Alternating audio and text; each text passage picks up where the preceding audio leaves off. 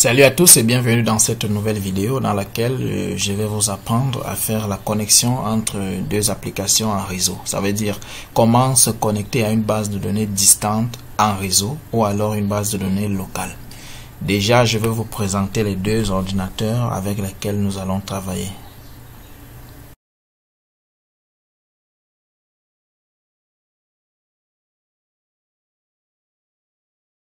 Ok, maintenant que vous avez vu les deux ordinateurs avec lesquels nous allons travailler, vous devez au préalable les connecter ces ordinateurs via un câble réseau RJ45 ou alors via Wi-Fi. Ça dépend, vous pouvez avoir un point d'accès, ça peut être votre téléphone ou alors un modem, n'importe quoi. L'essentiel est que les deux ordinateurs soient connectés via le réseau. D'accord. Comment ça se passe? Vous devez d'abord vous assurer que votre ordinateur est bien connecté comme je vous présente ici sur l'icône juste en bas. Voici donc notre NetBeans. Nous allons d'abord parcourir, n'est-ce pas, le code qui permet de faire la connexion. Le code qui permet de faire la connexion. Voici toute l'application que j'ai eu à développer. Voici donc la classe qui fait la connexion.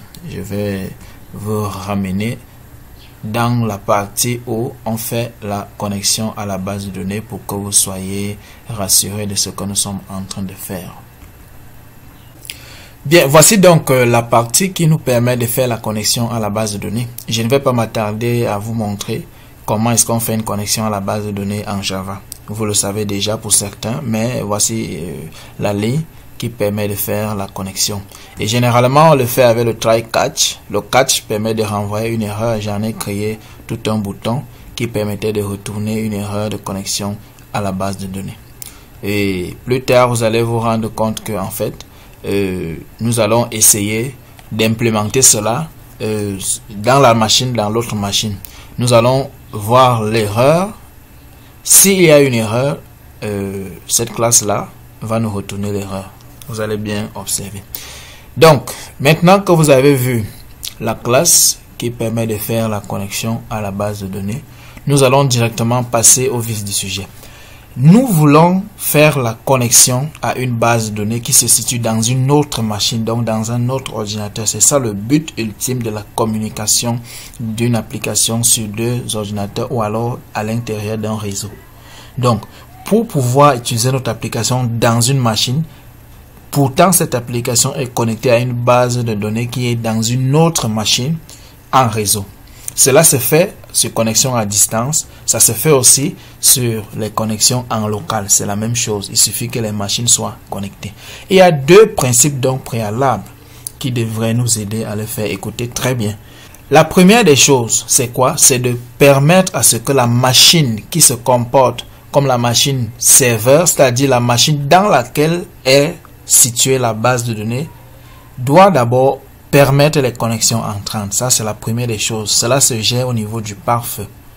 Maintenant, la deuxième des choses, c'est que MySQL doit aussi permettre les connexions pour un utilisateur spécifique. Donc, il faudra créer un utilisateur et lui accorder tous les droits dans la machine qui contient la base de données. C'est ce que nous allons donc faire là tout à l'heure. Ok. Je vais donc vous dire que cette machine dans laquelle je suis en train de travailler maintenant, c'est la machine qui est considérée comme le serveur. Donc, c'est la machine qui contient la base de données. Nous allons donc créer directement cette base de données là pour que vous puissiez mieux voir comment ça se passe. Bien, on va se connecter sur phpMyAdmin. On va donc créer une nouvelle base de données que nous allons appeler test simplement, T-E-S-T, et on s'arrête là, on crée la base de données. Voilà, notre base de données a été créée avec succès. Ce que nous devons donc faire, c'est que nous allons retourner sur la machine numéro 2. Je vous reviens. Passons au niveau de la machine numéro 2 directement. Bien, voici donc la machine numéro 2 dans laquelle nous avons notre application qui a déjà été installée ici. C'est ça que vous voyez la GAP client. Cette machine donc demande à ce que nous puissions nous connecter à une base de données un peu distante. Nous allons donc exécuter l'application directement. Nous lançons l'application. Voilà.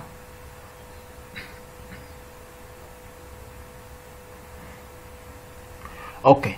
Voici donc notre application. Ce qu'il faudrait faire ici, c'est de renseigner le nom de notre serveur distant. Ça veut dire que nous devons déjà connaître quelle est l'adresse IP de notre serveur distant. Vous allez voir ici que l'application dit déjà le nom de la machine. J'ai renommé la machine ici en PM2 simplement. Mais vous n'êtes pas obligé de le faire. Vous pouvez utiliser le nom par défaut ou alors l'adresse IP que le réseau va vous donner afin de donner les privilèges et les droits de l'autre côté avec MySQL.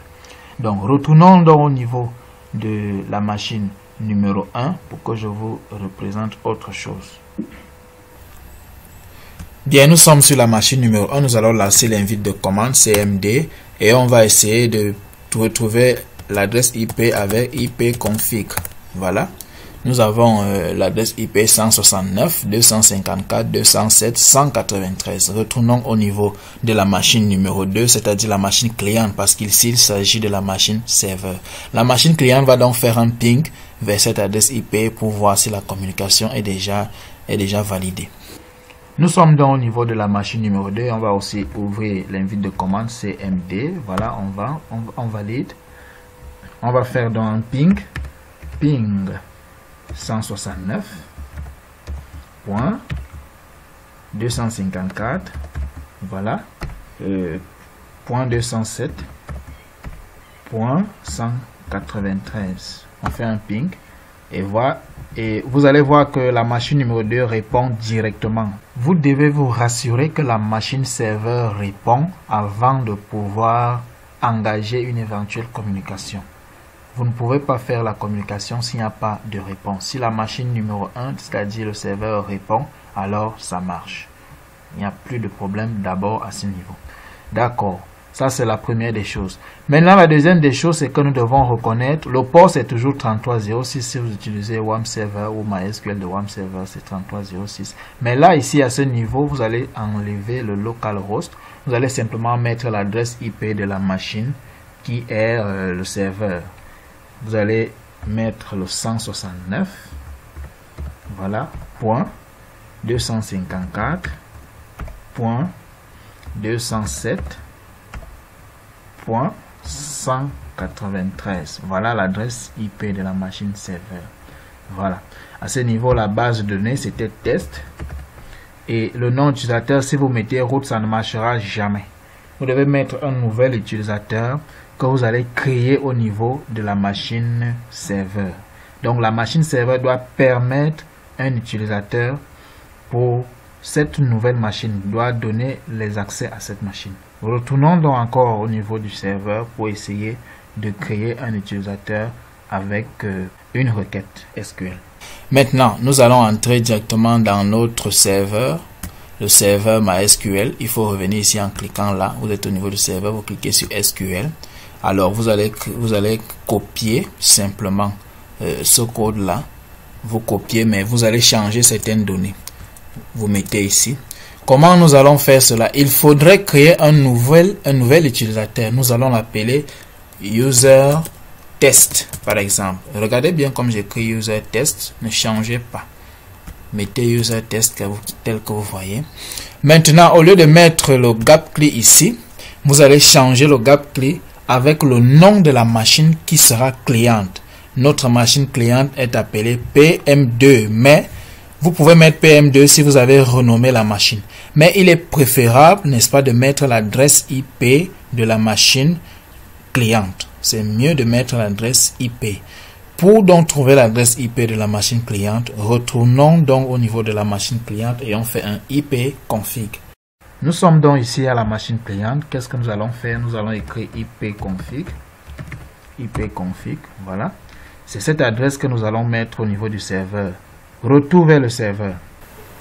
Ici donc nous sommes au niveau du serveur. Qu'est-ce que nous allons faire? Nous allons mettre l'adresse IP que nous avions là-bas.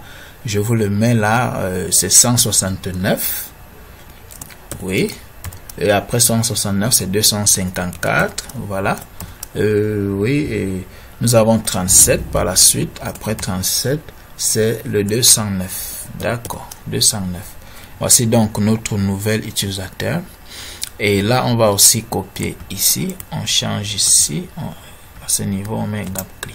Le mot de passe dont identified by, on met le mot de passe, on va mettre un mot de passe là simple, on va l'appeler test. On va mettre le mot de passe test toujours comme le nom de la base de données. Dès que ces deux requêtes sont déjà bonnes telles qu'elles sont là, vous devez cliquer sur exécuter. Voilà. Voilà, les deux requêtes ont été exécutées avec succès. C'est très bon. Donc, nous venons de donner tous les privilèges au nouvel utilisateur que nous avons appelé user test. Nous avons écrit la requête grant all privilege on. On donne tous les privilèges sur user test avec l'adresse IP que nous venons de donner.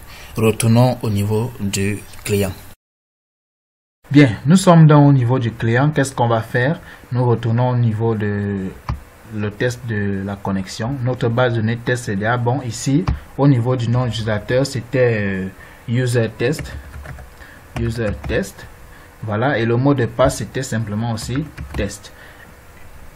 Test. T-E-S-T. Voilà. Et on clique sur tester la connexion. On attend un peu. Il y aura sûrement une erreur, mais on va corriger avec le temps. Nous allons travailler sur ça.